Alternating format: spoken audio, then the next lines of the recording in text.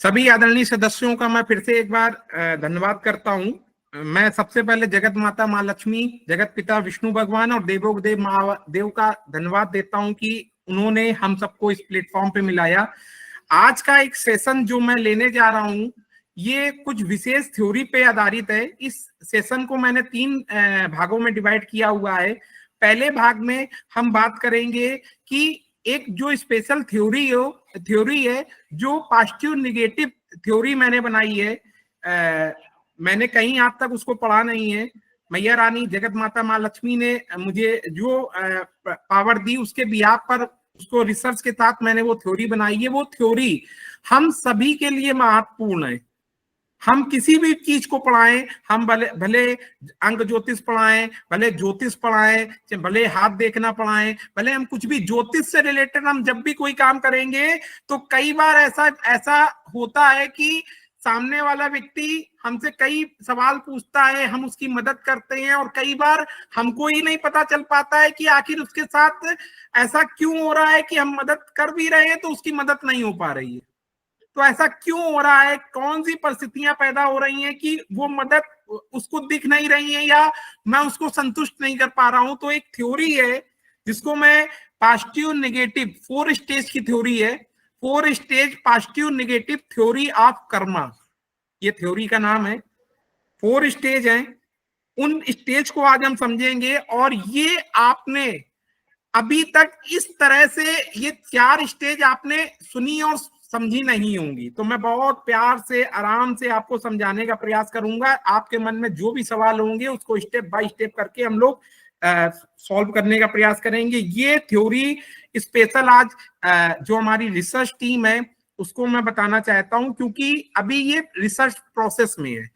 इसमें जो भी चेंजेस हमें करने हैं, आप लोग जो सजेशन देंगे, मैं जो बात करूं रिसर्च करूंगा, हम लोग इसको टाइम टू टाइम अपडेट भी करेंगे। यही काम है रिसर्च टीम का। तो आज ये थ्योरी जितनी मैं जिस लेवल तक लेके गया हूं वो थ्योरी आपके सामने रखने का प्रयास करूंगा। पार्ट 1 में हम उस पर बात करेंगे। आज के इस सेशन का पार्ट 2 होगा क्वेश्चन आंसर। उस थ्योरी से रिलेटेड हम लोग क्वेश्चन आंसर करेंगे। आपके मन में जितने भी डाउट आएंगे जरूर। एंड में जाकर हम क्वेश्चन आंसर करेंगे। और पार्ट थ्री में हम लोग जो हमारी एक रिसर्च टीम चल रही है वो आगे किस तरह काम को आगे बढ़ाएगी उस विषय में बात करेंगे। तो 3 हिस्से की बात है। पहले में थ्योरी समझेंगे, दूसरे में थ्योरी रिलेटेड क्वेश्चन आंसर करेंगे और तीसरे में जो हमारी टीम चल रही है मोबाइल रिसर्च की उसका स्टेप 1 आज हम शुरू करेंगे। ठीक है, इस 3 चीजों में आपको कोई कंफ्यूजन?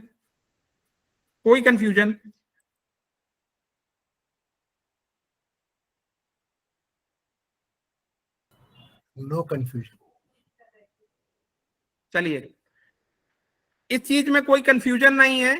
तो आज का सेशन हम सबसे पहले स्टार्ट करेंगे और कोशिश करेंगे कि इस सेशन में एक वैल्यू दी जाए हम सबको, क्योंकि हम उनके साथ बैठे हुए हैं जो राष्ट्रीय और अंतरराष्ट्रीय स्तर के एक ज्योतिष बनने वाले हैं, जिनके द्वारा सैकड़ों हजारों लाखों लोगों को जागरूकता दी जाएगी, उनकी दिशा बदली जाएगी, उनको निगेटिव से पॉजिटिव की तरफ ले जाया जाएगा।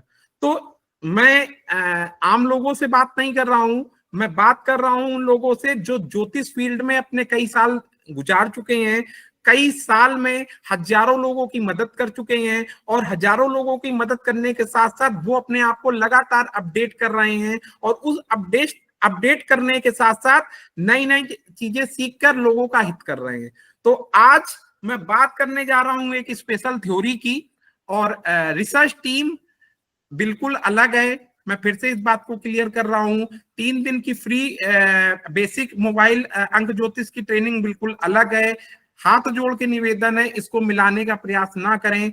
रिसर्च टीम में हम अंक ज्योतिष की बात करेंगे, एस्ट्रोलॉजी की बात करेंगे, दुनिया में जितनी विद्याएं होती हैं ज्योतिष से रिलेटेड हम उन सब की बात करेंगे। हम ये नहीं है सिर्फ मोबाइल की बात करें, क्योंकि ये विद्याएं आपस में इंटरकनेक्ट हैं। आप ये गलती से भी मत समझ लेना कि हम अगर हमें कुंडली देखना आ जाए तो इसमें मदद मिलेगी कि नहीं मिलेगी। मैं आपको बताता हूं, जिस समय मैं अंग ज्योतिष सीख रहा था उस समय लेवल 1 और लेवल 2 पर मैं ग्रिड बनाता था। जिस समय हमारी रिसर्च से, मैया रानी की कृपा से मैंने अंक ज्योतिष के अतिरिक्त एस्ट्रोलॉजी सीखी, तो मैंने लेवल 3 बना दिया। उस लेवल को आप लोग अभी नहीं जानते हो, उसकी कुछ चीजें हमारे अभय जी जानते हैं। और मैं आपको बताना चाहूंगा, अगर मैं फीडबैक की बात करता हूं, मैंने आज तक जितना भी लेवल 3 पे काम किया है, इतना सटीक रिव्यू है उसका। जो चीजें मुझे लेवल 2 तक नहीं दिखती हैं, वो लेवल 3 पे आते ही वो नंबर चिल्लाने लगते हैं कि मैं इसके साथ ऐसा कर रहा हूं, मैं इसके साथ ऐसा करूंगा। आप इसको अगर बैलेंस करना चाहते हो तो ऐसा करो, ये ना करो, ये करो, ये ऐसा करो, इस तरह करो। पूरी बातें स्टेप बाय स्टेप वो नंबर बताते हैं हमको, वो लेवल बताते हैं। तो ये है रिसर्च का मजा।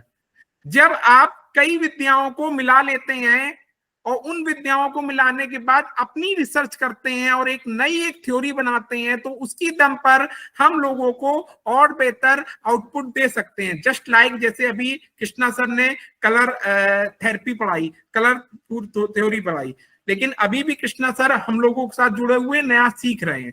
मुझे अभी तक मौका नहीं मिला, इन फ्यूचर में मैं कलर थेरेपी हो सकता है मैं भी कुछ नया निकाल दूं, या कृष्णा सर मुझसे सुन के वो अपने लेवल पे कुछ नया।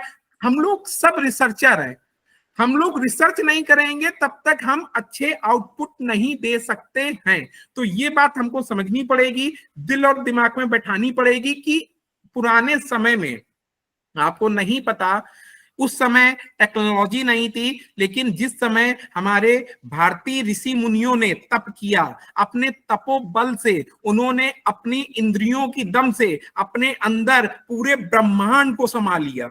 मैं बहुत बड़ी बात बोल रहा हूं, ग्रंथों में यही लिखा हुआ है, वेदों पुराणों में यही लिखा हुआ है। उन्होंने पूरे ब्रह्मांड को देख लिया कि सूरज यहाँ है, चंद्रमा यहाँ है, इतने नक्षत्र होते हैं, इतनी चीज होती है, सूरज से और धरती की दूरी इतने हैं, चंद्रमा से धरती की दूरी इतनी है, सब कुछ सिर्फ किस्मती से। मैं एक दिन इसका रिव्यू पढ़ रहा था कि जैसे जैसे युग आगे बढ़ रहा है, हमारी ज्योतिष में रिसर्च पीछे होती चली जा रही है। अब हम लोगों के अंदर वो ऋषि मुनि का वो तप नहीं है, लेकिन जो भी है हम अपनी रिसर्च की दम पे कुछ तो बेहतर कर सकते हैं ना। तो वही करने का ये प्रयास है इस रिसर्च टीम में। मैं स्टेप बाय स्टेप सारे पॉइंट उठाऊंगा जिसमें मैं लगातार रिसर्च कर रहा हूं। जैसे आज एक थ्योरी उठाऊंगा, 4 stage positive and negative theory of karmas. ये इतनी जरूरी थ्योरी है, वो जिस समय आप उसको समझेंगे तो आपको समझ में आएगा वो क्यों जरूरी है। कई चीजों को जब आप उस थ्योरी में मिलेंगे, तो आज मैं ये थ्योरी चालू करने से पहले आपको बस इतना बताना चाहता हूं, ये पूरी रिसर्च है। हम लोग स्टेप बाय स्टेप अलग अलग टॉपिक्स पे बात करेंगे, उसी स्टेप्स के आधार पर हम लोग इन फ्यूचर पे अपनी तैयारी करेंगे। ठीक है, तो आज ये लाइव सेशन का सेकंड पार्ट है। ठीक है, और मेरा टारगेट है कि इस साल कम से कम 150 से 200 लाइव में आऊं, कम से कम 100 से 150 तो आ जाऊं। तो आऊंगा, हम लोग रिसर्च की बातें करेंगे, तभी कुछ ना कुछ नया निकलेगा। आप मुझे पर्सनल भी कुछ आपकी रिसर्च हो, मुझे सपोर्ट कर सकते हैं। मैं, मेरी जितनी रिसर्च चल रही है, मैं आपको स्टेप बाय स्टेप देता जा रहा हूं। एक पूरा प्रोटोकॉल चलेगा, कब तक चलेगा मुझे नहीं पता, लेकिन जब तक चलेगा बहुत अच्छा चलेगा। बाकी मैया रानी के हाथों पे छोड़ता हूं। तो आज आपसे मैं निवेदन करता हूं कि मेरी इस थ्योरी को समझें और अपने कागज पेन सभी लोग निकाल लें, कुछ पॉइंट्स आप नोट कर लें, क्योंकि उस पॉइंट्स को आपने नोट कर लिया तो आपको और बेहतर समझ में आएगा। और उस पॉइंट्स को नोट करने के साथ साथ हम उस थ्योरी को समझेंगे, लास्ट में क्वेश्चन आंसर करेंगे, फिर तीसरे पार्ट पे जाएंगे। तो अभी मैं थ्योरी पे आता हूं। थ्योरी पे आने से पहले एक मिनट, मैं अपनी स्क्रीन शेयर कर रहा हूं, तो कुछ चीजें हम लोग स्क्रीन को देख के करेंगे।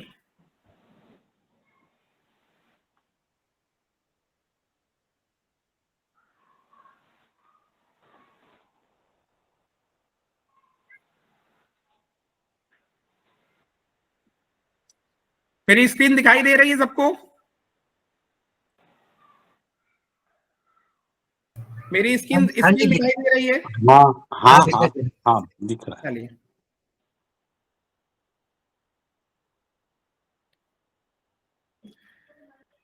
पहला पेज दिखाई दे रहा है सबको? भैया अब नहीं दिखाई दे रहा है। नहीं दिखाई दे रहा। चलिए चलिए, मैं देखता हूँ क्यों नहीं दिखाई दे रहा है। अब दिखाई दे रहा है? नहीं मैंने अभी दिख नहीं दिया। नहीं भैया अभी नहीं दिखता। मैं फिर से एक बार ट्राई करता हूँ।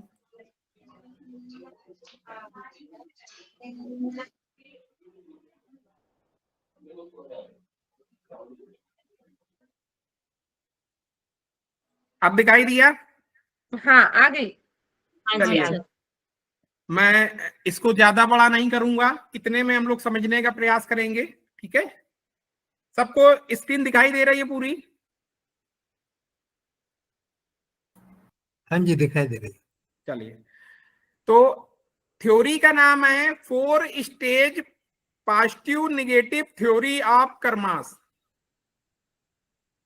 थ्योरी के नाम से समझ में आ रहा है कि इस थ्योरी में 4 स्टेज हैं। कुछ पॉजिटिव और नेगेटिव रहा होगा, तभी पॉजिटिव नेगेटिव कहा गया है, और कर्मों से रिलेटेड है। कर्म जो हमारे लिए ज्योतिष में एक महत्वपूर्ण अंग है, कर्म जो ज्योतिष में हमको एक नई दशा और दिशा देते हैं, कर्म जिसके बिहाफ पर वर्तमान और भूतकाल के कर्मों के बिहाफ पर हमारा भविष्य निर्धारित होता है। ठीक है, तो इन कर्मों के बिहाफ पर हम सारी चीजें करते हैं, पॉजिटिविटी लाते हैं, निगेटिविटी लाते हैं। ऐसा वेद और पुराणों में कहा गया है कि जो हमारे पुराने कर्म यानी कि पिछले जन्मों के कर्म हैं, उनके बिहाफ पर हम लोगों को वर्तमान जन्म मिलता है, उसमें कुछ पॉजिटिव और निगेटिव अंक मिलते हैं। वो मैं आगे एक्सप्लेन करूंगा। वर्तमान जो हमारे कर्म होते हैं उनके बिहाफ पर हम और कुछ पुराने कर्मों को मिलाकर हमारे भविष्य का निर्माण होता है, जो हम अपनी दम से बदल भी सकते हैं। ठीक है, तो ये छोटा सा कॉन्सेप्ट है, मुझे लगेगा अच्छा लगेगा आप लोगों को ये सुन के और समझ के। कई बार ऐसा होता है कि कई लोग आपको मिलेंगे जो कहेंगे कि आपने तो सब कुछ अच्छा कर दिया, लेकिन अभी तक मेरे साथ उतना अच्छा क्यों नहीं हो रहा है जिस सोच के साथ मैं आपके पास आया था। मैंने सोचा था आप एकदम रॉकेट बना देंगे, मुझे जीरो से टॉप तक ले जाएंगे। तो वो क्या चीज है जो हमें शुरू से ही उनको समझा के रखनी है, वो चीज इस थ्योरी के माध्यम से मैंने समझाने का प्रयास किया है। 4 स्टेज है पॉजिटिव और नेगेटिव कर्मा की, वो क्या है आगे बात करते हैं। इस स्क्रीन को आगे बढ़ाते हैं। एक तरफ हमारे पॉजिटिव कर्म है, एक तरफ हमारे नेगेटिव कर्म है। ये टाइम टू टाइम हमको पावर भी देते हैं, हमको डिमोटिवेट भी करते हैं। ये 2 चीजें हमारे सामने आती हैं, ए और बी, लाइफ फिक्स्ड नंबर और लाइफ अनफिक्स्ड नंबर। ये 2 नंबर्स हैं जो हमको हमारे कर्मों के हिसाब से मिलते हैं। क्या होते हैं नंबर, उनको समझते हैं, आपको सब समझ में आ जाएगा। हमारे पुराने कई जन्मों के आधार पर, कर्मों के आधार पर जो हमारे कर्मास पेंडिंग होते हैं, उसके हिसाब से हमको 1 नंबर से 9 नंबर तक मूलांक और भाग्यांक, कुआं नंबर और डेट ऑफ बर्थ ईश्वर हमको यानी कि ये यूनिवर्स हमको प्रदान करता है, जिसको हम भविष्य में या जीवन में कभी बदल नहीं सकते। हम चाह के भी नहीं बदल सकते। हम चाह लें कि आज मेरा जो भाग्यांक है वो 1 नंबर से, या मेरा जो मूलांक है वो 8 नंबर से 5 नंबर हो जाए, हम कुछ नहीं कर सकते, हम उसको जीवन में नहीं बदल सकते। हम चाह लें कि हमारा भाग्यांक जो है वो 7 नंबर का है, उसको हम ले जाके 1 नंबर कर लें, हम नहीं बदल सकते। हम अपने कुआं नंबर नहीं बदल सकते। ये सारे टर्म आप सबको पता है, क्योंकि आप मैक्सिमम लोग अंग ज्योतिष का कोर्स कर चुके हैं, तो इसमें मैं ज्यादा डीप नहीं जाऊंगा। मूलांक नहीं बदला जा सकता, भाग्यांक नहीं बदला जा सकता, यूनिवर्स नंबर यानी कि कुआं नंबर नहीं बदला जा सकता, हमारी लाइफ के जो डेट ऑफ बर्थ होती है उसका दिन नहीं बदला जा सकता, महीना नहीं बदला जा सकता, साल नहीं बदला जा सकता, हमारी जो बेसिक लाइफ ग्रिड बनती है उसको नहीं बदला जा सकता। और इसके अतिरिक्त कुछ चीजें और होती हैं एस्ट्रोलॉजी में, पंचांग जिसको मैं शब्द बोलता हूं, हमारा पंचांग में 5 चीजें होती हैं, तिथि, वार, नक्षत्र, योग और करण। ठीक है, आप ज्यादा डीप नहीं जाऊंगा क्योंकि मैं पंचांग लगातार आप लोग को अपडेट कराता हूं, तो इस ये भी आपको उठाऊंगा। ये पांचों चीजें भी बदली नहीं जा सकती। जिस तिथि में अगर वो शुक्ल पक्ष की एकादशी में हुआ है तो जीवन भर वो वैसा ही रहेगा। अगर वो बुधवार के दिन व्यक्ति पैदा हुआ है तो जीवन भर वो वैसा ही रहेगा। यदि उसका नक्षत्र, आपका कोई भी नक्षत्र उठा लीजिए, अगर वो चित्रा नक्षत्र है तो जीवन भर चित्रा, स्वाति या जो भी नक्षत्र है उसी नक्षत्र का व्यक्ति रहेगा। यदि उसके अंदर योग, शिव योग बन रहा है या 27 से 28 प्रकार के योग होते हैं, कोई योग बन रहा है तो वो जीवन भर रहेगा। और 11 प्रकार के करण होते हैं, ठीक है, जिसमें एक आपने सुना होगा भद्रा के समय पे ये काम करें और ये ना करें। तो अगर उसको कोई करण मिला हुआ है, वब मिला है, बालव मिला है, अलग अलग करण होते हैं, तो वो जीवन भर वो ही रहेगा। कहने का मतलब सिर्फ इतना है कि अंक ज्योतिष में कुछ चीजें फिक्स है जो हमारी कर्मों के हिसाब से हमको मिली हैं, और एस्ट्रोलॉजी में भी कुछ चीजें फिक्स हैं जो हमारे कर्मों के हिसाब से मिली हैं। वो लेवल नंबर ए पे आएगा। इतनी बात समझ में आई? हाँ या ना? हाँ या ना? हाँ जी, हाँ जी। जी सर हाँ। जी।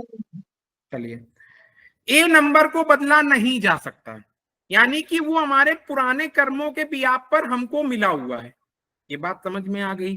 ठीक है। बी क्या है? बी है वो अंक जो इस ब्रह्मांड में, इस धरती में आने के बाद हमको प्राप्त हुए। जैसे जब हमारा जन्म हुआ, हमारे माँ बाप ने हमको कोई नाम दिया, कोई भी नाम हो सकता है, जैसे मेरा नाम अलग है, अभय जी का नाम अलग है, प्रीति बहन का नाम अलग है, ये हमारे माँ बाप ने दिया, ठीक है। उसकी एक फ्रिक्वेंसी है, क्योंकि हम अंक ज्योतिष हैं, हम जानते हैं कि हर नंबर की कोई ना कोई एक फ्रिक्वेंसी है। इसके बाद में जीवन के किसी पड़ाव में हमको एक घर की एनर्जी मिली, आगे जब हम बढ़े तब हम लोगों को हमारे मोबाइल नंबर की एनर्जी मिली, आगे बढ़े बैंक अकाउंट की एनर्जी मिली, गाड़ी खरीदी उसकी एनर्जी मिली। हर नंबर की अपनी एक एनर्जी होती है। हमने अपने एटीएम का पिन बनाया, हमने अपने पासवर्ड बनाए, उसकी एक एनर्जी थी। हर नंबर जो इस धरती में आने के बाद बनाया गया, उसको मैंने लेवल 2 पे रखा है, लाइफ अनफिक्स्ड नंबर, जो आप और हम बदल सकते हैं, ठीक है। पहले ए नंबर में जो लोग बाद में आए हैं, फिर से एक रिमाइंडर दे रहा हूं, आपको तैयार हो जाएगा। एक ये मैं थ्योरी पढ़ा रहा हूं जो positive negative theory of karmas है। तो उस थ्योरी में हम लोग के जीवन में 2 प्रकार के नंबर आते हैं। पहला वो जो हमारे जीवन में फिक्स होते हैं, जिसको मैं या ब्रह्मांड की कोई ताकत, कोई ज्योतिष, कोई भी विद्या, कोई भी डॉक्टर, इंजीनियर उसको बदल नहीं सकता।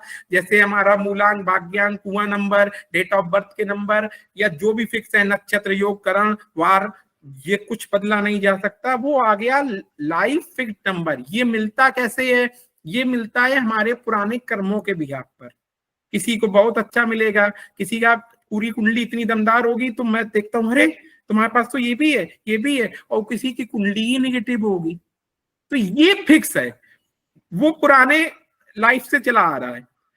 लेवल 2 पे हम जब आते हैं तो लाइफ अनफिक्स्ड नंबर्स क्या है? वो नंबर जो इस ब्रह्मांड द्वारा, इस पृथ्वी द्वारा, हमारे माँ बाप द्वारा या यूनिवर्स द्वारा हमको दिए गए। जैसे हमारा नाम, bank account number, phone number, जितने भी नंबर हमारे आसपास, गाड़ी नंबर, घर का नंबर, पिन नंबर, ये सब अनफिक्स्ड है। ये आज के टाइम पे बदले जा सकते हैं। आज आप सोच लो कि नहीं आपको नाम बदलना है तो आप आधार से लेके हर जगह नाम बदल सकते हो। कितनी बार बदल, वो नियम के ऊपर है, हर प्रोसेस है। लेकिन आज सोच लो कि आज के आज आपको अपना मोबाइल नंबर बदलना है, बैंक अकाउंट नंबर बदलना है। कल जब होगा जब आपका बैंक अकाउंट नंबर और मोबाइल नंबर बदल जाएगा। तो ये लाइफ अनफिक्स्ड नंबर है। ये 2 नंबर हैं जो हमारी लाइफ को बैलेंस देने का काम करते हैं। हम लोग क्या करते हैं, या तो फिक्स्ड नंबर पे पूरा ध्यान देते हैं या तो अनफिक्स्ड पे ध्यान देते हैं। हम लोग कभी इसको मिलाते नहीं है। ये एक बहुत बड़ी थ्योरी है जिसपे मैं रिसर्च कर रहा हूं और जिसपे मैं एनालिसिस कर रहा हूं। उसका एक पार्ट मैं आपको दिखा रहा हूं, आपको समझ में आएगा। मैं क्या कर रहा हूं कि लाइफ में अगर 2 तरह के नंबर हम लोग को मिल रहे हैं, पहला मिल रहा है फिक्स्ड और अनफिक्स्ड। पता तो होना चाहिए ना कि हमको क्या फिक्स मिला है, क्या अनफिक्स मिला है, तभी तो बैलेंस करूंगा। अगर ऐसे है शक्कर ही शक्कर भरी हुई है तो दिक्कत, नमक ही नमक भरा हुआ है तो दिक्कत। खाने में हर चीज बैलेंस होनी चाहिए, अनबैलेंस कुछ नहीं होना चाहिए। 1 से लेकर 9 नंबर सभी महत्वपूर्ण है हमारे जीवन के लिए, उनकी बैलेंसिंग ही सबसे ज्यादा महत्वपूर्ण है। तो इस थ्योरी को आप समझेंगे तो वो चीज समझ में आएगी। अब इस थ्योरी के अगर मैं आगे बढ़ता हूं, इतनी बात सबको समझ में आ गई? कोई भी हाँ ना का जवाब दे। जी भैया। हम बना सकते हैं, हाँ भैया, ठीक है? क्लियर है। चलिए, अगर हम उन दोनों कैटेगरी को मिला लेते हैं तो 4 लेवल बनते हैं। क्या लेवल है? लेवल 1 देखिए, या तो फिक्स्ड नंबर हमारे पॉजिटिव होंगे या तो निगेटिव होंगे। कोई भी नंबर जो है या तो पॉजिटिव हो सकते हैं या तो निगेटिव हो सकते हैं। तो लाइफ फिक्स्ड नंबर या तो पॉजिटिव होंगे या तो लाइफ अनफिक्स्ड नंबर या तो ये पॉजिटिव होगा या निगेटिव होगा, या तो ये पॉजिटिव होगा अनफिक्स्ड नंबर या तो निगेटिव होगा। तो ये दो चीज ये हो सकती है, 2 चीज ये हो सकती है, 2 2 4, यानी कि 4 लेवल आपस में बन गए। लेवल 1, लेवल 1 क्या है? इसको लेवल को समझते हैं, एग्जाम्पल में बात को दूंगा उससे आपको और समझ में आ जाएगा। लेवल 1 है कि ब्रह्मांड के पिछले कर्मों के बिहाफ पर हमको हमारे फिक्स नंबर बहुत पावरफुल मिले, यानी कि पॉजिटिव मिले, ठीक है? और ईश्वर की कृपा से हमारा बैंक अकाउंट, हमारा मोबाइल नंबर, आप अपने आप, मैं देखता हूं ऐसे लोगों को, उनका नंबर ऑटोमेटिक सब अच्छा होता है, वो भी ऑटोमेटिक पॉजिटिव हो गया। यानी कि हमारी फिक्स्ड ग्रिड भी दमदार और अनफिक्स्ड, या मतलब जैसे कि हम बात करते हैं धीरू भाई अंबानी जी के, तो मुकेश अंबानी ऑटोमेटिक 1 नंबर के हैं। उनकी इंडस्ट्री एक कुछ समय पता नहीं अंक ज्योतिष थी कि वो मानते थे कि नहीं, लेकिन सब कुछ फिक्स है, सेटअप है।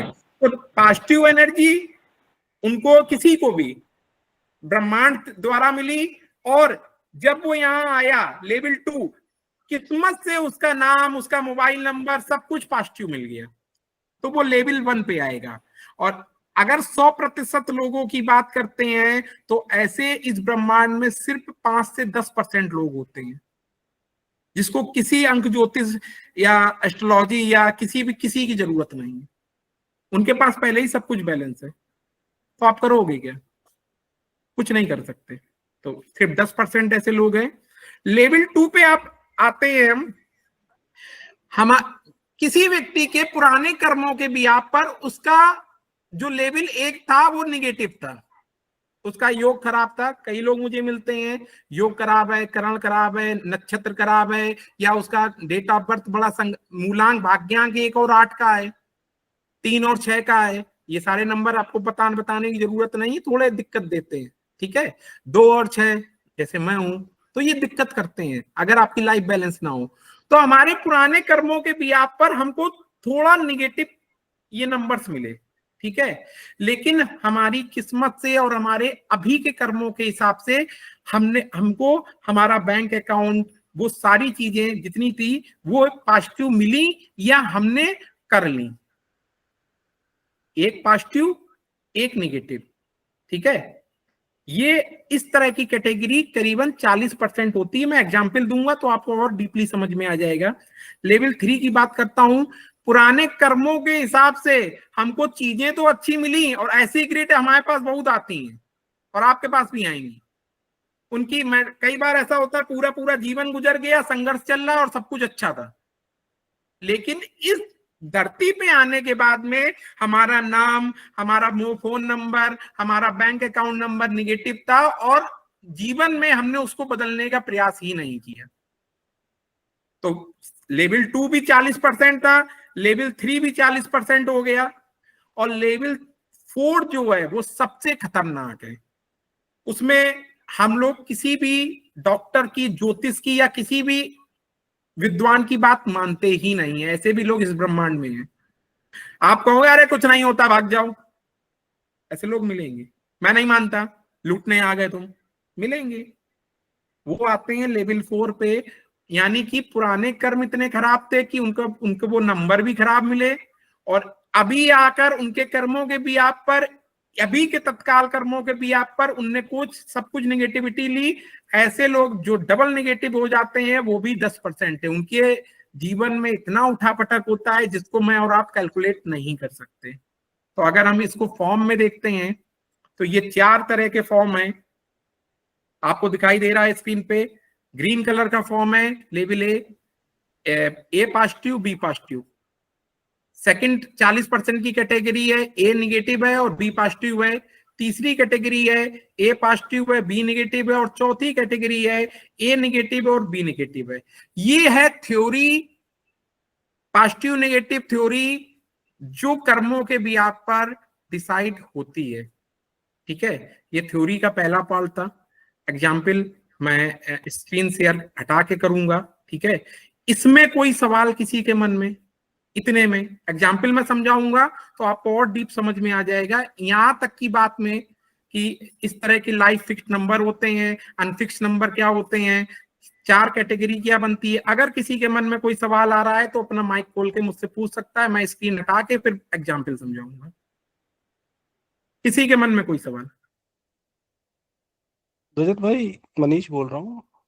ये तो समझ में आ गया, लेकिन एक ही क्वेश्चन है कि फिक्स नंबर की परसेंटेज लाइफ में कितना रोल प्ले करती है और अनफिक्स नंबर की परसेंटेज कितना रोल प्ले करती है। सपोज करिए किसी के पास एक ग्रिड है fix number which is coming from CN DN date of birth, fix number है, उसमें से कितना परसेंटेज ऐसा रोल प्ले लाइफ में करता है। और जो नंबर लाइक मोबाइल नंबर है, बैंक अकाउंट नंबर है, आपका ATM नंबर है, वो चाहे नेगेटिव या पॉजिटिव, उसकी कितनी परसेंटेज होती है? मेरे हिसाब से सर मैंने ऐसी कई लाइफ देखी हैं जिनकी लाइफ पॉजिटिव 50%। ये मेरा रिसर्च है, हर व्यक्ति का रिसर्च अलग अलग हो सकता है। मैं अपने रिसर्च के हिसाब से आपको सवाल का जवाब देता हूं। मेरे हिसाब से दोनों जो नंबर्स हैं गिरी हालत में 50% मिनिमम इफेक्ट करते हैं, मिनिमम।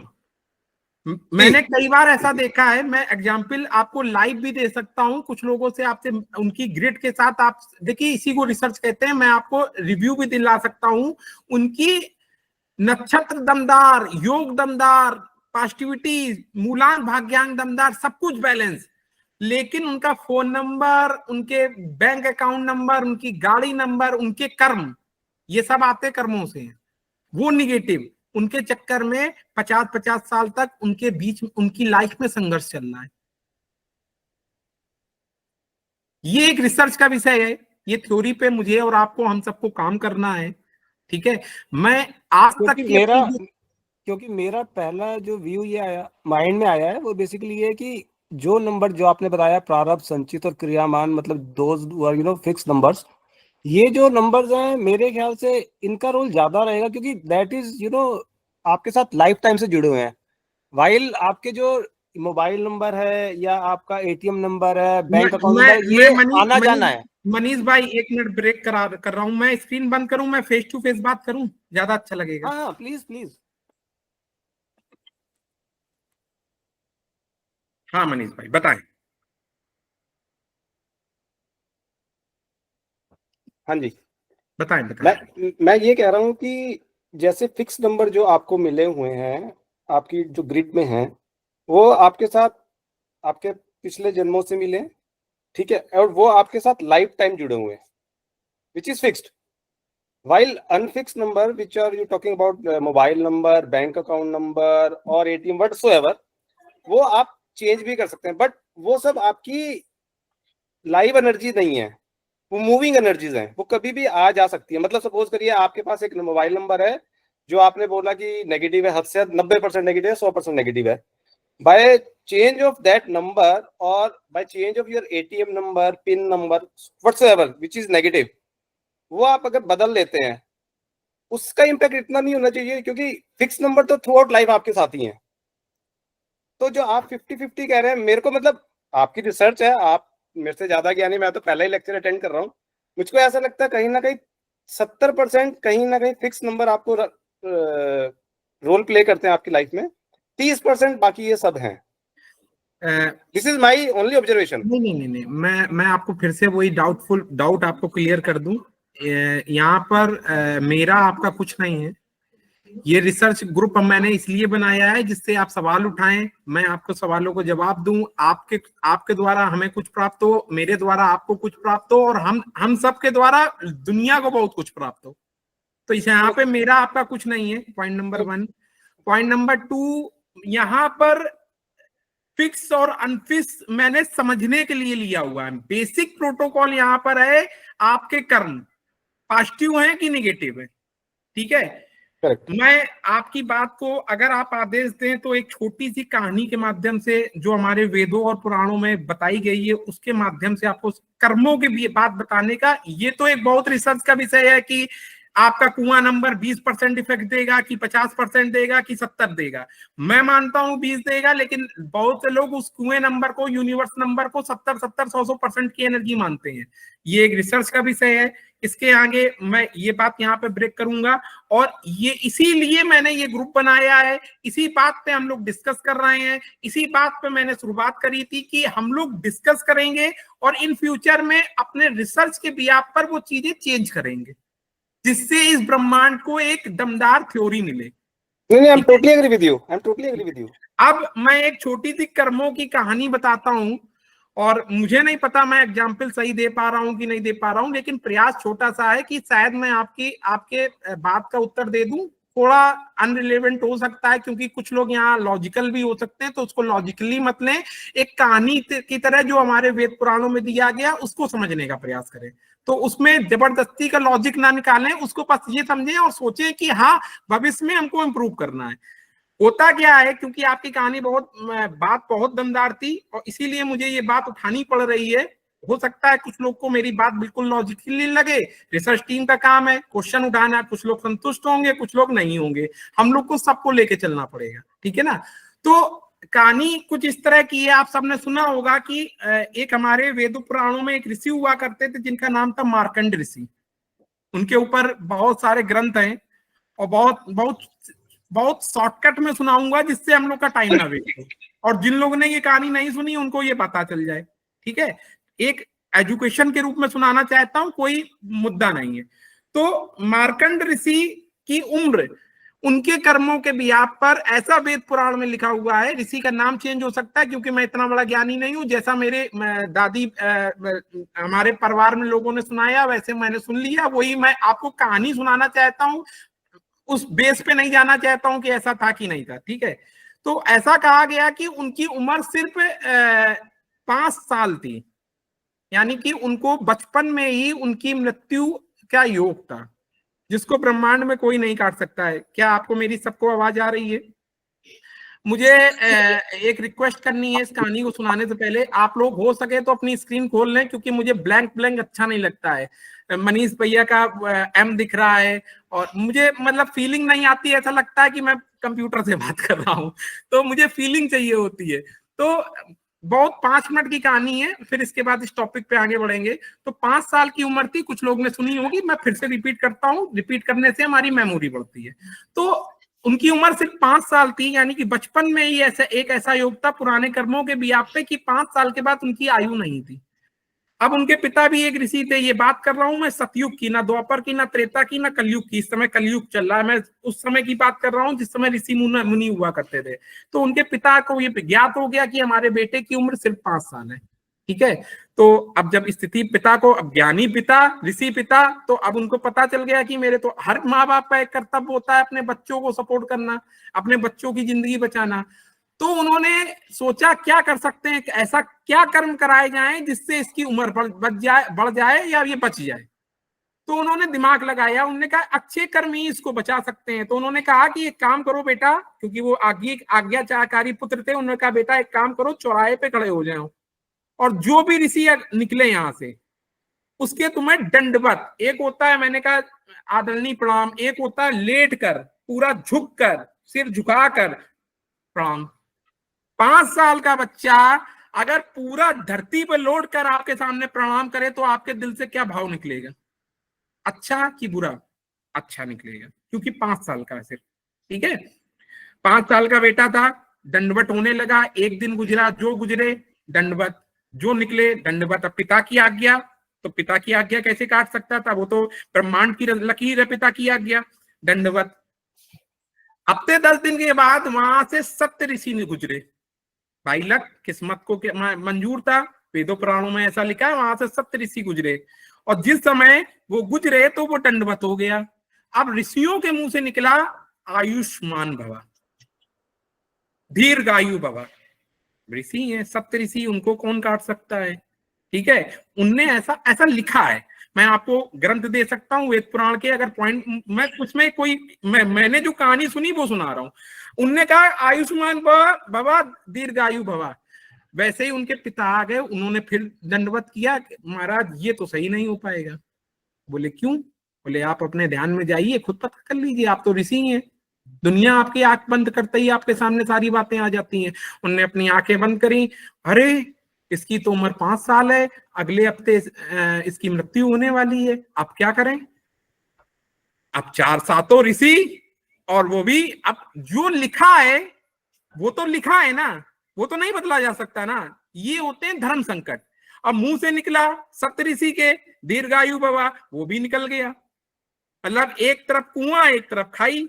तब उनने क्या किया, उन ऋषियों ने, ऐसा वेद पुराण में लिखा हुआ है, कई बार आपको कहानियों में भी मिलेगा, उन्होंने कहा एक काम करो आप, 7 दिन बाद इसकी मृत्यु का समय है, 7 दिन बाद हम लोग फिर आएंगे।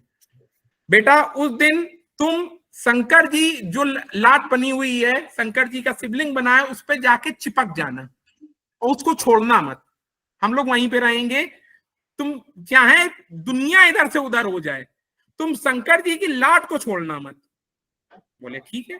अब एक तरफ पिता की आज्ञा, अब गुरुओं की आज्ञा हो गई।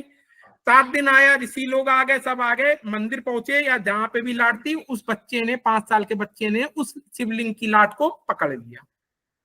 कोई बात नहीं, टाइम आया, यमराज प्रकट हुए।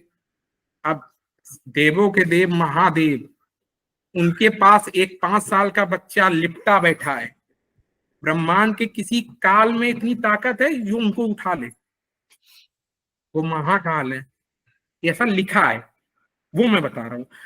किसी को इफेक्ट नहीं, आपने बात कही तो मैं उसका आंसर दे रहा हूं। महाकाल के चरणों पे लिपटा हुए बच्चे की को किसी काल के अंदर नहीं ताकत है जो वो उठा ले। उन्होंने इंतजार किया, उस बच्चे को दुनिया भर का लालच दिया, बेटा इधर आओ, मैं तुम्हें ये कर दूंगा, मैं तुम्हें वो कर दूंगा। वो हाँ, मेरे पिता ने कहा है, गुरु ने कहा है, मैं तो लाट नहीं छोड़ सकता। ठीक।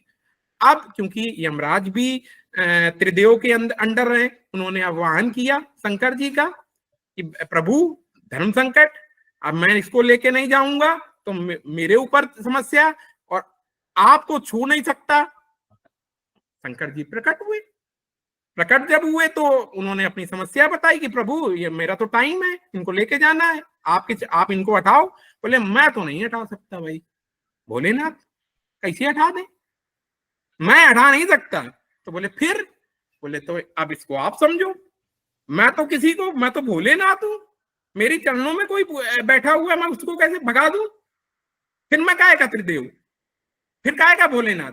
तो उन्होंने कहा क्या दिक्कत है? फिर उन्होंने उनसे फिर विस्तार से पूछा। बोले कि प्रभु ऐसा कोई मार्ग बताएं कि आपकी बात भी रह जाए और हमारे ऊपर भी संकट ना आए।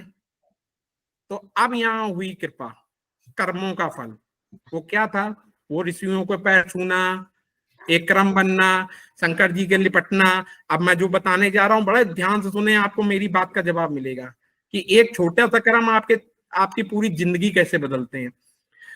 शंकर जी बोले ठीक है भैया, 5 साल है, 5 साल दे दो। तो बोले मतलब 5 साल तो हो गए। कहते कैसे हो गए? मेरे चरणों में बैठा है तो मेरे 5 साल दे दो ना। अब मैं बताना चाहता हूं, आप हिल जाओगे सुन के। मैं जो आंकड़े बता रहा हूं उसको सुनना ध्यान से, आपके पैरों तले जमीन सरक जाएगी। शंकर जी के 5 साल कितने हुए? उनको अजर अमर बना दिया। बताता हूं। हम लोग, ये एक थोड़ी एस्ट्रोलॉजी जा रही है क्योंकि आपका बात थी तो मुझे मेरा बताना मेरा दायित्व है। हम लोग दिन, एक सौर वर्ष में 365 दिन होते हैं, ठीक है। ब्रह्मा जी का या शंकर जी का, उसको ब्रह्म दिव्य दिन का, सौर दिन कहा जाता है, ठीक है। इस 7, 8, 9 तरह के दिन होते हैं, मान होते हैं, ब्रह्ममान, दिव्यमान। ये थोड़ी एस्ट्रोलॉजी जा रही है, मैं उसको ज्यादा नहीं, बहुत शॉर्ट में बता रहा हूं। एक दिन ब्रह्मा जी का एक दिन पता है कितना होता है? आप सुनेंगे आपके पैरों तले जमीन सरकेगी, और इसको चाहो तो आप नोट कर लेना, बहुत इंपॉर्टेंट है और बहुत सटीक नॉलेज देने जा रहा हूं। ब्रह्मा जी का एक दिन 4,32,करोड़ सौर वर्ष है। 4 अरब, नोट कर लीजिए, फिर से रिपीट कर रहा हूं, 4,32,करोड़ सौर वर्ष, मैं दिन की नहीं बात कर रहा हूं, 4,32,करोड़ सौर वर्ष एक दिन, और इतनी ही रात है। 4,32,करोड़ सौर वर्ष की रात है। जब दिन और रात मिलती है तो इसको वेदों की दुनिया में अहोरात्र कहा जाता है। जैसे हम लोग की अहोरात्र जो होती है वो करीबन 24 घंटे की होती है। देवताओं की 6 महीने का दिन होता है, 6 महीने की रात, उसको दिव्य दिन और दिव्य रात कहा जाता है। वो करीबन 1 साल की अहोरात्र होती है। देवताओं, और ये थोड़ी थोड़ी डीप चला गया, लेकिन मेरी कहानी बताने का सेंस था जिससे आपको जाने कितने सतयुग, द्वापर, त्रेता ये सब समा जाएंगे, तब जाकर ब्रह्मा जी का एक दिन होगा। एक दिन। अब बताओ उस बच्चे के 5 साल कितने हुए? उसने क्या ऐसा काम कर दिया था? कर्मी तो किए थे, पैरी तो छू रहा था। इसको एक लॉजिक की तरह लें, ज्यादा उसमें डीप ना जाएं। मैं बस इतना बताना चाहता हूं कि आपका एक छोटा सा कर्म आपका पूरी दुनिया बदल सकता है। इस कहानी को समझाने का सिर्फ इतना सेंस था और कोई सेंस नहीं था। और जो हमारे वेद पुराणों में लिखा है उसको मैं बताना चाहता हूं, और मैंने जितनी बातें कही है सारी ऑथेंटिक है, सारे वेदों में इसी का वर्णन है। आप कहेंगे तो मैं रेफरेंस के रूप में आपको शेयर कर सकता हूं। मेरी कोई भी नॉलेज अनऑथेंटिक नहीं है कि मैं हवा में बोल रहा हूं, ऐसा कुछ भी नहीं है। डीप स्टडी ये कहती है जो मैंने बताया। तो अगर इस हिसाब से माने तो मैं ये भी तो बोल सकता हूं कि अनफिक्स्ड जो था उसने कुछ ऐसा किया कि फिक्स्ड के ऊपर भारी पड़ गया, पूरी थ्योरी बदल गई। तो ये एक रिसर्च है। मैं आपको ब्रेक नहीं कर रहा हूं। मैं धन्यवाद करता हूं कि आपके मन में ऐसा विचार आया और आपके माध्यम से इन लोगों को एक नई बात पता चली। ठीक है, तो मैं अब इस पर ज्यादा नहीं जाऊंगा और इस बात को मैं आगे बढ़ाऊंगा, क्योंकि हम लोग ट्रैक से थोड़ा सा हट गए हैं, तो उस ट्रैक पे आते हैं। तो अब मैं इसके अतिरिक्त किसी का कोई सवाल, मनीष सर के अतिरिक्त हम फिर से इस पे चर्चा कर लेंगे। हम लोग रिसर्च का मतलब ही यही है, चर्चा ही विषय है। ठीक है, मनीष सर के अतिरिक्त कोई सवाल किसी का? फिर मैं इसको एक एग्जाम्पल, एक मतलब कंफ्यूजन या जो भी बोले नहीं मालूम, मतलब जैसे आजकल फीमेल्स जो डिलीवरियां कराती हैं तो डेट वाइज कराती हैं कि ये दिन अच्छा है तो ये दिन हॉस्पिटल जाना है, और जो सी सेक्शन करवाती हैं उसकी बात कर रही हूँ मैं, नेचुरल बर्थ नहीं। तो जो ऑपरेशन के थ्रू मतलब बॉर्न होते हैं बच्चे, तो वो क्या है, वो फिक्स है अनफिक्स्ड मैं है? आपके सवाल को ब्रेक करूंगा। ब्रह्मांड की ऐसी कोई ताकत नहीं है जो बिना अपनी मर्जी के बच्चे को इस धरती पे भेज सके। मैंने कम से कम 5 से 10 लोगों को सजेस्ट किया कि फलानी तारीख में फलानी समय इतने बजे अपना वो करा लो, उससे पहले या बाद में हो गया। आप ब्रह्मांड को नहीं, मैं एक ऐसी रिसर्च भी कर रहा हूं, एक गेम है, अंकों का एक गेम है। इन फ्यूचर में मैं आपके साथ खेलूंगा, अभी उस पर काम चल रहा है। भविष्य में एक दिन उसका भी टॉपिक लूंगा कि मैं बोलूंगा कि चलिए अपनी मर्जी से कोई एक अंक लिख लो, 8 अंक का, 10 अंक का, 15 अंक का, आप लिख लोगे। फिर एक अंक मैं बताऊंगा, फिर मैं कहूंगा अपनी मर्जी से कुछ लिख लो, फिर मैं एक बताऊंगा, फिर मैं कहूंगा कुछ लूंगा, और ये सब बताने से पहले ही जिस समय आप अंक लिखोगे उसका आंसर सबसे पहले बता दूंगा। ये थ्योरी समझने की बात है। ये ब्रह्मांड जो है ना हमारे साथ खेल खेल रहा है। हम सोच रहे हैं हम सारे, हमें सब आता है, हम अपनी मर्जी से सब कुछ बदल लेंगे, और वो कहता है तुमसे बड़े हम सारे, तुम बदलो, और तुम्हारे साथ जो होने वाला हम पहले निर्धारित करे बैठे हैं। मैं लॉजिकल हूं। मैं ये जब गेम खेलूंगा ना तो आपके आंसर मैं 5 स्टेप पहले बताऊंगा कि आपका आंसर इतना इतना इतना निकलेगा। जब मैं इतना छोटा सा इंसान आपके दिमाग को पढ़ के 5 स्टेप पहले आपका आंसर बता सकता हूं, तो वो तो ब्रह्मांड है। वो क्या करेगा आपके साथ? वो तो चुटकी में तुम्हारे दिल और दिमाग को घुमा देगा। तो उससे बेहतर है उसके साथ दिमाग ना लगाओ, अपने कर्मों को सुधारो। क्योंकि कर्म सुधर गए तो उस ऋषि की तरह हो सकता है 5 साल की उम्र हमको भी मिल जाए। उदाहरण है एक, किस समय क्या हो जाए हमको नहीं पता। तो एक एक छोटी छोटी चीज को मैनेज करने से पहले हम लोगों को बड़ी गंभीरता के साथ करना है। अगला कोई सवाल? सलीम भाई, इसी से रिलेटेड मैं एक चीज पूछा कर, जैसे कि अनफिक्स्ड नंबर आपने बताया, तो मेरे हिसाब से क्या यूनिवर्स ही हमको वो नंबर भी देता है? हाँ, यूनिवर्स ही हमको वो नंबर हाँ। भी अलॉट कर रहा है, क्योंकि वो मैं हमारी choice नहीं किसी का नंबर जब पकड़ता हूं ना और फिर मैं उस नंबर की फ्रिक्वेंसी देखता हूं, तो मैं ये देखता हूं कि यूनिवर्स इसके साथ खेल क्या खेल रहा है। बात समझ रहे हैं? तो ये यूनिवर्स देता है, और आज हम और आप मिलकर बात कर रहे हैं तो ये भी यूनिवर्स चाह रहा है। बिना उसकी मर्जी के हम और आप बात भी नहीं कर रहे हैं। और हमारे पास जब कोई व्यक्ति आता है ना, तो वो यूनिवर्स ही भेजता है, और वो व्यक्ति जब हमारी बात सुनता है या नहीं सुनता है वो भी तय वो ही करता है। तो आप या हम कर ही क्या रहे हैं? कुछ नहीं, नथिंग। ये तो सब इसीलिए मैं यूनिवर्स ही कहता करा हूं, रहा है। हाँ, सब करा रहा है, मैं मानता हूं। मैं देखिए, हमारे सर हैं, उन्होंने एक थ्योरी बताई थी, उसमें 2 मिनट की बात, उसी सर की बात कर रहा हूं, डॉक्टर दीपक कुमार उनका नाम है, आप में से कई लोग परिचित हैं।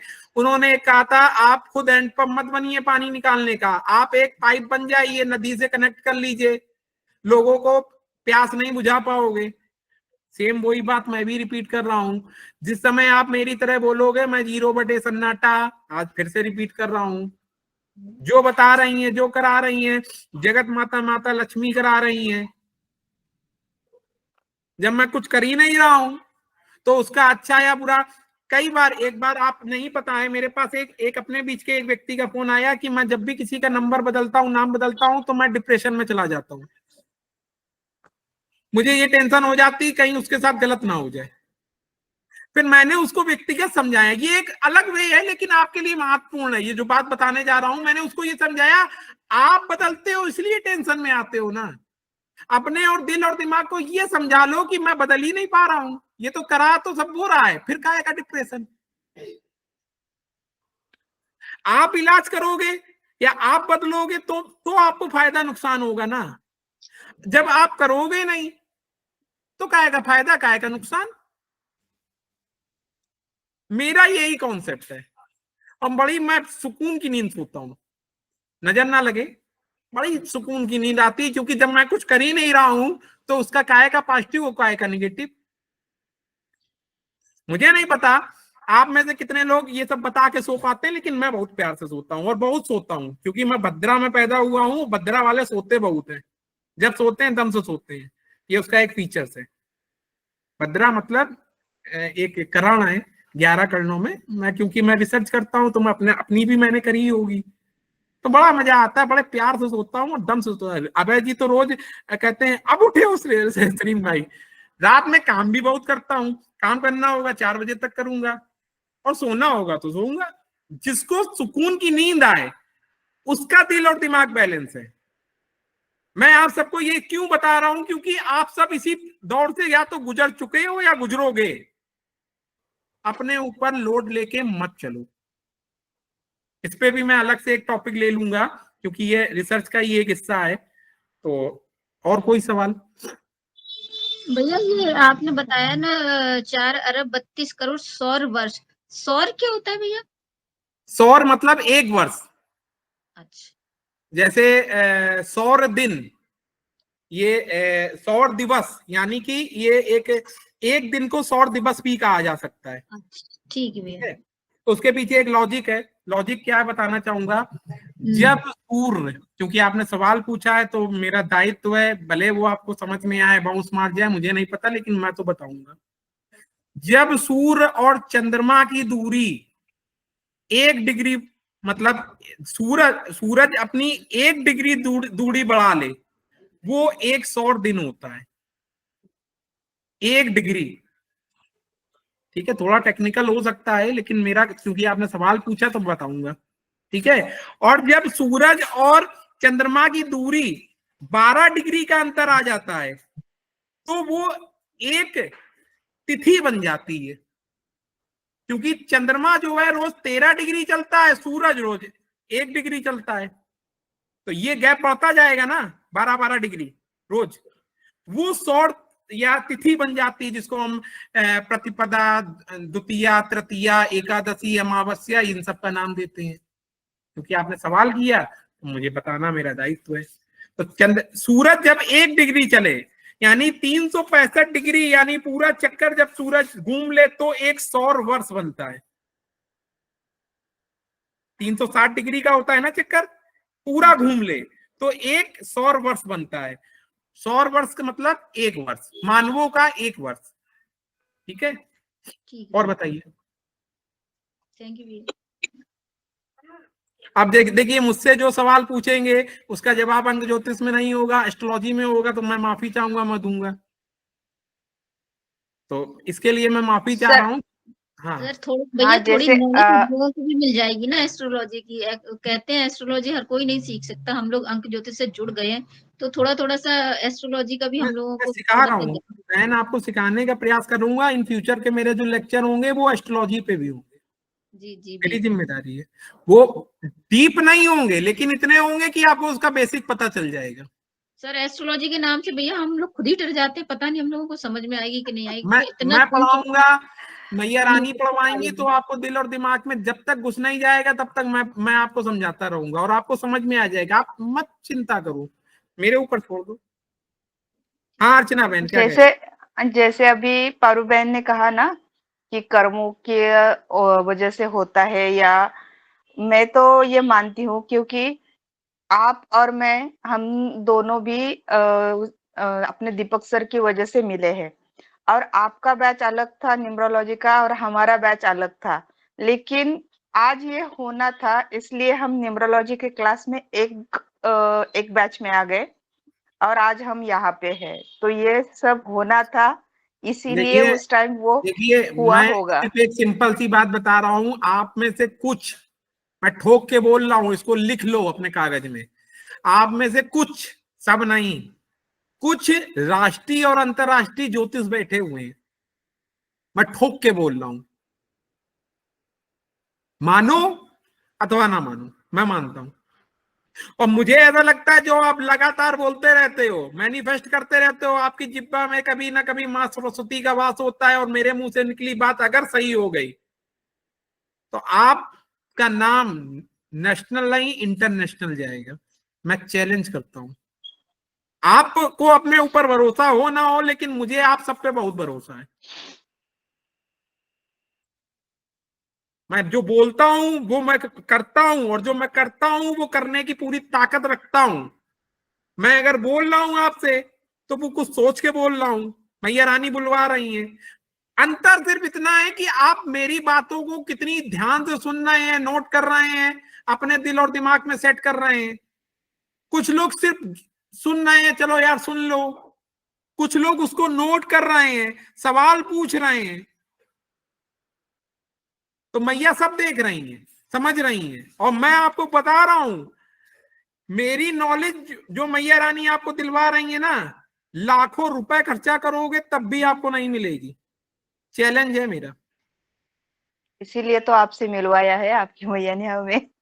आपको बनवाना है ना नेशनल इंटरनेशनल अंक ज्योतिष अलग अलग क्षेत्रों में।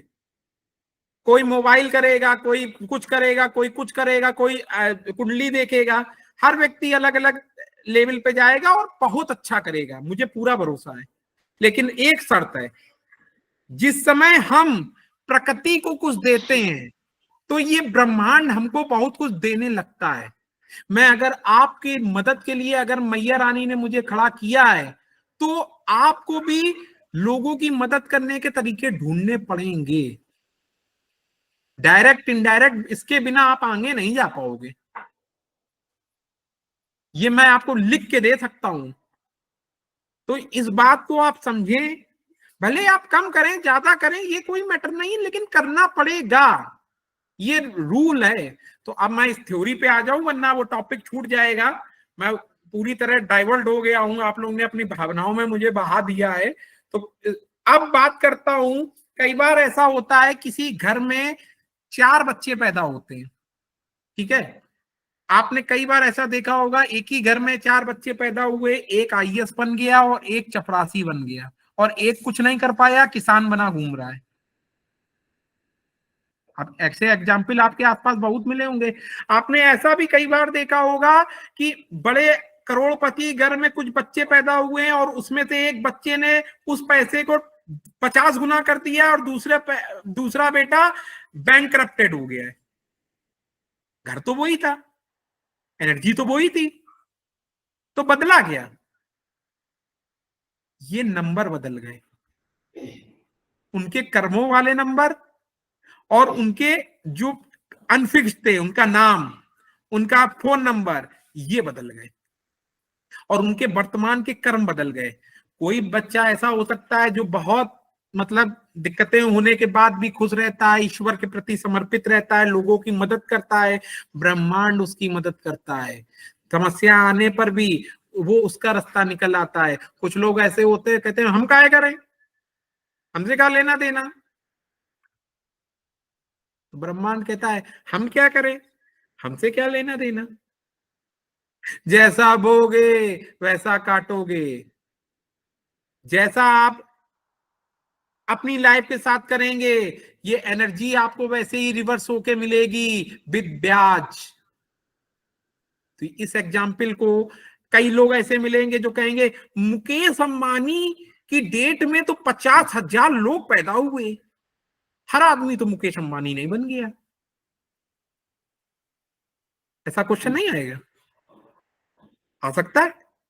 उसी समय, उसी दिन, उसी तारीख में, उसी नक्षत्र में, उसी योग में 50,000 लोग पैदा हुए पूरे विश्व में, हर आदमी तो मुकेश अंबानी नहीं बन गया। तो उसका जवाब है भैया 50,000 जो पैदा हुए थे ना वो उनका फिक्स था, लेकिन अनफिक्स क्या था वो तो बताओ। उनको उनके माँ बाप ने नाम क्या दिया? हर व्यक्ति जो 50,000 पैदा हुआ था उसका नाम मुकेश अंबानी था, उनका फोन नंबर सेम था, उनके घर की एनर्जी सेम थी, उनका बैंक अकाउंट नंबर सेम था और उनके कर्म सेम थे? नहीं थे। ये है उसका जवाब। ऐसा मेरे सामने सवाल आया था तो मुझे लगा आपके सामने भी आ सकता है। नहीं आ सकता है? आप बताओ। आ सकता है बिल्कुल। तो अगर जवाब हमें पता होगा कि हमको क्या जवाब देना है और विद लॉजिक क्या देना है, तब हम उसको संतुष्ट कर पाएंगे।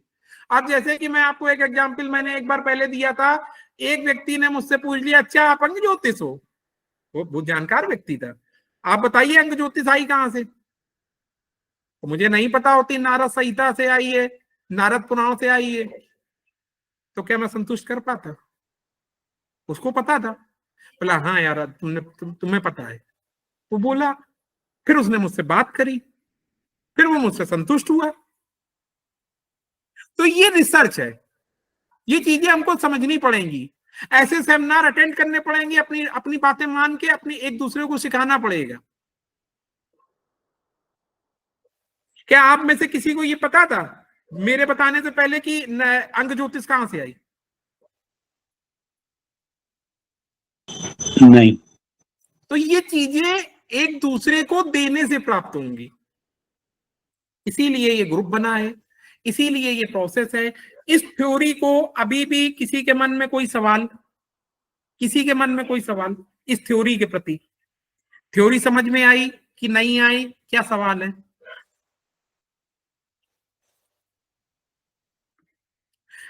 किसी की लाइफ पूरी तरह बदली जा सकती है, उसके नंबर बदले जा सकते हैं, अनफिक्स एनर्जी बदली जा सकती है, उसका इफेक्ट इतना तगड़ा होता है कि उसकी पूरी लाइफ चेंज हो सकती है। मैंने जो कहानी सुनाई उसका वो एग्जाम्पल था। मैं आपको प्रूवन बातें बताता हूं, अनप्रूवन अनलिखी बातें नहीं बताता हूं। ये कहानी आप वेद और पुराणों में निकाल सकते हैं, और इस कहानी को जब आप किसी को बताओगे तो वो ये नहीं कह सकता है कि तुम्हारी इंफॉर्मेशन गलत है। इसी बात के हम देवज्ञ हैं। अब एक सवाल आएगा, ये देवज्ञ क्या होता? कौन जानता, कौन बताएगा देवज्ञ? देवज्ञ क्या होता? कोई बताएगा पूरे ग्रुप में? अभय जी को छोड़ के देवज्ञ क्या होता है, क्योंकि उनको मैं बता चुका हूँ। पारो बहन, अर्चना बहन, कल्पना बहन, जो देवों की आज्ञा मानता हो, जहां तक बताइए देवज्ञ क्या है? अंशु बहन, जितने लोग भी इस ग्रुप में हैं, देवज्ञ क्या है? सारी विद्याओं को जानने वाले, उनको देवज्ञ बोला जाता है सर। ये आज आपका आज आप लोगों का होमवर्क है। शब्द मैं रिपीट कर रहा हूँ, देवज्ञ क्या है? ठीक है, जो देवताओं की विद्या को जानता हो, जो मैं देवताओं से मिली विद्या को जानता हूँ। मैं अभी आंसर सुनने के मूड में नहीं हूँ। ये मेरा होमवर्क है। अगली बार जब हम मिलेंगे फिर इस पे बात करेंगे, ठीक है? अच्छी बात है, जिनको पता है उनको बहुत बहुत लख लख बधाइयां, और जिनको नहीं पता है वो सीख लेंगे। इस ग्रुप का ये मजा है, ठीक है? अनीता बहन हमारे बीच में है, बहुत शानदार एनर्जी है। टाइम टू टाइम हम उनसे भी हम लोग क्लासेस लेंगे। हमारे बीच में बहुत पावरफुल एनर्जी है, सब उनका प्रयोग करेंगे। तो इस टॉपिक में अभी कोई सवाल? इस थ्योरी में, इस थ्योरी को आप लोग पढ़ेंगे, सब लोग समझेंगे। इसका पीडीएफ मैं शेयर कर दूंगा, ठीक है? मुझे करना नहीं चाहिए लेकिन मैं कर दूंगा। और आज का सवाल जिसका उत्तर आप YouTube के वीडियो में जब ये पढ़ेगा तब देंगे। मैंने इसका कोई पर्सनल ग्रुप नहीं बनाया है जो आप मुझसे आमने सामने सवाल जवाब कर लें। मैं इसी तरह सामने आऊंगा, इसी तरह आपसे सवाल पूछूंगा, और इसी तरह आप YouTube के कमेंट में वो जवाब देंगे। क्यों देंगे? जैसे आज मैंने करीबन 14-15 लोगों ने इस बात को अफर्मेशन दिया है कि हम आपकी टीम में आना चाहते हैं। मैंने YouTube में क्यों डलाया? तो उसके पीछे कारण था, ग्रुप में डलाने से एक दिन बाद, एक हफ्ते बाद, 10 दिन बाद वो डेटा गायब हो जाएगा। उस वीडियो के साथ यदि मेरे उस चैनल में आपने YouTube पे डाल दिया तो लाइफ में कभी भी मुझे देखने का मन होगा ना कि मैंने इस दिन क्या सवाल किया था और उसका क्या जवाब था, और कल्पना जी ने, अंशु जी ने, अनीता बहन ने, पारो बहन ने उसका क्या जवाब दिया था। वो लाइफ टाइम के लिए उस प्लेटफॉर्म के साथ अटैच हो गया। तो यही मेरा माध्यम होगा, सवाल जवाब आप करेंगे, मेरे क्वेश्चन के आंसर आप वहां देंगे। और मैं एक बात बिल्कुल क्लियर कट बताना चाहता हूं, इसमें किसी को बुरा लगता है तो मैं उसके पैरों छू के माफी मांगता हूं। मैं कुछ दिन तक तो सबको रखूंगा, इसके बाद जो लोग एक्टिव नहीं है, जो लोग काम नहीं कर रहे हैं, उनको धीरे धीरे लेफ्ट करा दूंगा। अच्छा लगे तो ठीक, बुरा लगे 2 रोटी ज्यादा खाइए, मुझे फर्क नहीं पड़ता। मैं ठोक के बोलता हूं। जो सोच रहा है कि नहीं नहीं हम ग्रुप में रहेंगे, अटेंड भी नहीं करेंगे, मर्जी होगी क्लास लेंगे, मर्जी होगी नहीं लेंगे, काम तो बिल्कुल नहीं करेंगे, भैया 365 नहीं 3 लाख लोग हैं आपके साथ जुड़ने वाले। मुझे माफ करें, मैं आपके पैरों को छू के माफी मांग रहा हूं। मुझे कौरव नहीं पांडव चाहिए, फिर से रिपीट कर रहा हूं। जो मेहनत करें, हर में ठोक के काम करें, और फिर उसके बाद ऐसे ही बन जाएंगे आप नेशनल इंटरनेशनल लेवल पे। अरे देख लेंगे, बाद में देख लेंगे। हो सकता है कोई काम आ गया हो, मैं उसका लिंक दूंगा आपको, दूसरे दिन देख लीजिए, तीसरे दिन देख लीजिए, चौथे दिन देख लीजिए, उसके सारे काम कर लीजिए। मैंने तो ये कहा नहीं कि नहीं नहीं उसी दिन आपको करना है, लाइव लेना ही लेना है, मैंने तो ऐसा कहा नहीं। अब हम करे देखेंगे भी नहीं, प्रैक्टिकल भी नहीं करेंगे, और रजत भैया हमें ग्रुप से निकालें भी ना। तो मेरे लिए तो ये आदेश है जगत माता माँ लक्ष्मी का कि निकाल के बाहर कर देना, भले तुम्हारे कितने अच्छे संबंध हो। और मैं उनकी बात जरूर मानता हूं। तो ये मैं आपसे इसलिए बता रहा हूं, मैं आप में से किसी को भी, आप मुझे कारण बताएंगे। जैसे कई लोगों ने मुझे बताया आज मैं लाइव नहीं आ सकता, मैंने कहा कोई बात नहीं। आज एक बहन बोल रही थी, अर्चना बहन ने कहा कि मेरे यहाँ गेस्ट आने वाले हैं, आप हो सके तो क्लास को 8 बजे कर दीजिए। तो अभी मैं ग्रुप में डालूंगा जितने लोग शामिल हैं कि 6:30 पे क्लास रखूं कि 8 पे, जो वोटिंग हो जाएगी मैं क्लास उसी समय कर दूंगा। जो नहीं आ पाएगा वो लाइव देख, मतलब रिकॉर्डिंग देख लेगा। तो ये कोई बहुत बड़ा इशू नहीं है, लेकिन पता होने चाहिए। इसको कहते हैं फोरम। और मैं एमबीए होल्डर हूं, मुझे मैनेजमेंट का ABCD सब आता है। आप बड़े मुझसे उम्र में बड़े हो, लेकिन आप गलती करके मुझे दबा नहीं सकते। आप गलती करेंगे, मैं एक बार रिक्वेस्ट करूंगा, 2 बार करूंगा, 4 बार करूंगा, आखिरी बार रिक्वेस्ट नहीं मानने पे आपको बाहर कर दूंगा। मेरा एक उद्देश्य है, इसको आप लिख लें और समझ लें, वो उद्देश्य है आपको नेशनल और इंटरनेशनल लेवल पर ले जाना, बस। और इसके लिए मुझे जो करना होगा मैं करूंगा, ठीक है। तो मैं सभी लोगों का धन्यवाद करता हूं, आपने मुझे इस लायक समझा कि मैया जी के आशीर्वाद से आप मेरे ग्रुप के साथ जुड़े हैं। तो मेरा ये दायित्व बनता है आपको एक नई नई बातें बताना, नई चीजें सिखाना। आज की थ्योरी में जो भी सवाल है उसको हम लोग फिर से कल डिस्कस करेंगे या परसों डिस्कस करेंगे, बीच बीच में मैं गैप भी दे दूंगा। पूरे 365 दिन में करीबन मैं 150 क्लास लेने के मूड में हूँ लाइव। और क्योंकि 15 का आंकड़ा मुझे बहुत पसंद है, 150 बार लाइव आऊंगा, आपके सामने रूबरू होऊंगा, आपके सारे सवाल जवाब पर सुनूंगा, उसके जवाब देने का प्रयास करूंगा। जो चीज नहीं आएगी तो आपको मुंह पे बता दूंगा कि मुझे नहीं आती, हाँ पता करके बता दूंगा। मैं बहुत बड़ा ज्ञाता नहीं हूँ, मैं भी आपकी तरह सीख रहा हूँ, ठीक है। तो ये थी सेटअप नंबर 2। अब सेटअप नंबर 3, जो मैंने ये ग्रुप बनाया है उसके लिए आज का काम से पहले आज का क्या सवाल का जवाब देना है आपको YouTube चैनल पे, वो बात नोट कर लीजिए। और इस YouTube चैनल पे जवाब देने से पहले एक रिक्वेस्ट, आप लाइव सेशन अटेंड करें अथवा ना करें, लेकिन आपको एक बार पूरी रिकॉर्डिंग रिवीजन करनी ही करनी है। आज आपका सेशन हुआ, कल आप पूरे दिन 1-1.5 घंटे का सेशन आप लीड लगा के सुनेंगे, फिर वो जवाब देंगे। मैं चाहता हूं वो बातें, जो बातें एक बार में हमारे माइंड पे सेट नहीं होती, वो आपके एक बार रिवीजन हो जाए और उसको आप नोट करें दूसरी बार में, ठीक है। पहली बार में नहीं, दूसरी बार में। दूसरी बार में जो चीज आप रिवीजन कर लेते हैं उसकी मतलब उसकी जो एक्सपायरी डेट होती है वो 10 साल 15 साल बढ़ जाती है, तो वो चीज आप बढ़ा लीजिए। आपको मैं आज रात तक प्रयास करूंगा या कल दोपहर तक ये रिकॉर्डिंग पड़ेगी, तो उसके बाद आपको 1 से 1.5 घंटे की रिकॉर्डिंग होगी, आपको वो पूरी सुननी है, उसके नोट्स बनाने हैं, क्योंकि मैं अगले दिन आपसे सवाल पूछूंगा ही पूछूंगा। कल का फीडबैक बताएं, वो थ्योरी में आपको बतानी पड़ेगी, और बिना रिकॉर्डिंग के पूछूंगा। रिकॉर्डिंग तब ऑन करूंगा जब आपके सवाल जवाब हो जाएंगे। वो क्यों?